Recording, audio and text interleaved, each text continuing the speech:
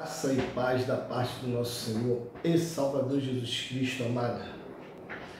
Desde já eu já agradeço todos os irmãos que estão nos ajudando a compartilhar esses vídeos, esses estudos, e muito grato pela atenção de todos nesse momento, que é algo muito importante, da parte do nosso Senhor e Salvador Jesus Cristo. Sabemos que a luta é grande, porque até Cristo ele ser ouvido, ele foi igual aos profetas. Ele foi rejeitado pela sua casa, foi rejeitado aonde ele morava, ele foi rejeitado justamente pela religião da época, assim como também os profetas. Os profetas eles só foram aceitos depois das suas profecias ser concretizadas, Por causa do período que vivia naquele momento, eles não davam ouvido aos profetas verdadeiros que vinha com palavras verdadeiramente dizendo que ia de encontro os erros deles naquela época. Então, por isso, eles não davam ouvido aos profetas, assim como falaram para Cristo também. Como pode vir alguma coisa boa de Nazaré? Poderia vir? Não. Os judeus olhavam para Cristo e não via ele como Messias. Por quê?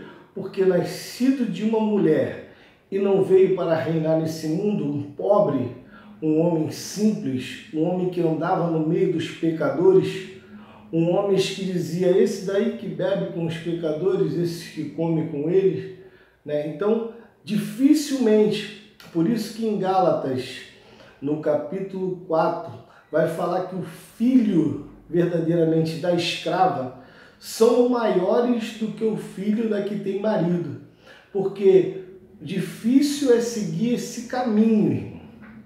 O caminho da graça de Deus, que não é difícil, é fácil, quando a gente verdadeiramente é chamado para isso, Porque não é para todo mundo revelado, mas para poucos. Poucos são chamados, mas muitos são chamados, mas poucos são os escolhidos. Graça e paz que Deus tem revelado, graças a Deus que Deus tem revelado aos seus pequeninos na terra, Ele chamou os loucos para confundir os sábios. E verdadeiramente tem acontecido isso no nosso meio.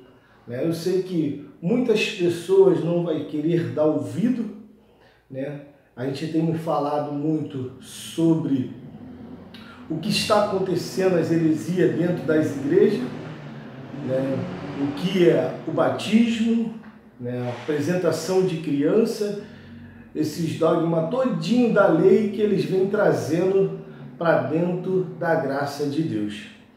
Então, mais uma vez, irmão, vou deixar aqui uma breve mensagem, rapidamente, para abrir o coração e a mente dos irmãos, a gente parar e meditar mais um pouquinho, porque hoje eu estava vendo um vídeo, até me entristeci um pouco, porque justamente eles falavam de assuntos muito importantes, mas sem o conhecimento do Espírito Santo de Deus. E isso entristece muita gente, porque para você conhecer a graça, você tem que saber aonde ela começa. Para você conhecer a graça, quem é a lei, quem é a graça, você tem que saber aonde os dois começam.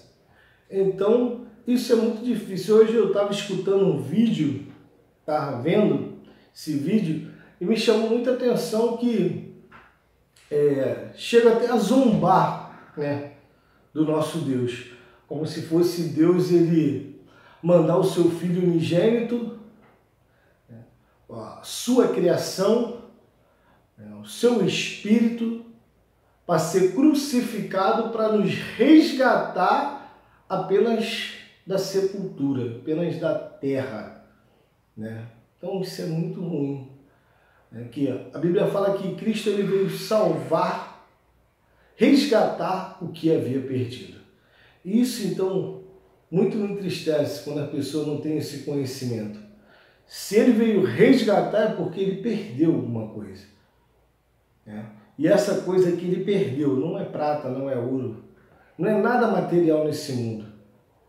Foi o que ele fez lá no livro de Gênesis, no capítulo 2. Porque no capítulo 1 ele cria o homem à sua imagem e à sua semelhança. Ele cria o homem à sua imagem e à sua semelhança. Essa imagem e semelhança no capítulo 1, ele cria espiritual.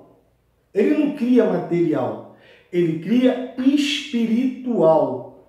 E no capítulo 2 do livro de Gênesis, vai falar que não havia forma na terra, não havia árvore na terra, não havia caído orvalho na terra, porque ainda não existia homem. Então no capítulo 2, ele pega o homem do pó da terra e faz o homem com a sua mão. Quando ele faz o homem com a sua mão, do barro ali da terra, quando ele começa a criar, essa é a criação de Deus. O que ele fez, o que ele criou. Então ele sopra na sua narina o fôlego dele, o espírito dele, ó, vive. Então isso que ele criou, com isso que ele criou, até mesmo quando se perguntam, dar de César o que é de César e dar a Deus o que é de Deus, então ele faz uma pergunta para aquele homem, qual é a imagem que tem nessa moeda? E a escrita? É de César. Então dá a ele. Mas o que é de Deus? Foi o que ele criou. Eu e você. Ele quer que nós se devolvemos para ele. Nós somos verdadeiramente o menino pródigo, o jovem que saiu para o mundo. E Deus está esperando retornar. É isso que ele está pensando, é isso que ele está querendo. Todos nós somos o pródigo, filho pródigo, todos nós. Né? Que Deus está esperando a gente enfrentar essa batalha, combater o bom combate, não negar a fé, encerrar a carreira e não negar a fé. Por isso que a Bíblia, no livro de Apocalipse, fala que o céu ele é tomado à força. Mas não é a força que você vai lutar com o diabo, não é a força que você vai lutar com outras pessoas, mas vai lutar contigo mesmo. Para você não fazer mais a vontade da sua natureza humana, da sua carne. Porque quando a gente se reveste do Espírito Santo, que é a palavra de Deus, verdadeiramente, o diabo não toca. Por quê? O diabo está preso aonde? Nas trevas. Se ele está preso nas trevas, a cadeia das trevas, nós que estamos na luz, ele não pode tocar. Então, por isso que nós passamos verdadeiramente das trevas para a sua maravilhosa luz. Então, reinamos junto com Cristo na terra. Amado, e me preocupa muito de não ter um entendimento perfeito, né? E a juntar novamente a lei e a graça. Porque Jesus, em Mateus capítulo 16, vai ali justamente no capítulo 16, no versículo 6, vai justamente advertir o seu discípulo que eles iam comprar pão, ia voltar para trazer alimento para o Senhor. Jesus entrou no barco, estava pregando e esqueceram.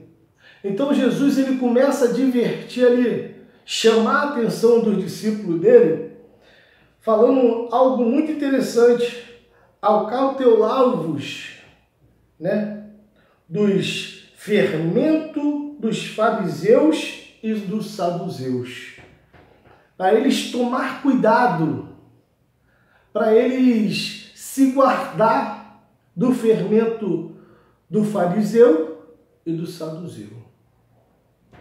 Isso me chama muita atenção, porque aqui no versículo 12 vai falar que justamente ele não estava falando do pão, mas sim da doutrina dos fariseus e dos saduceus.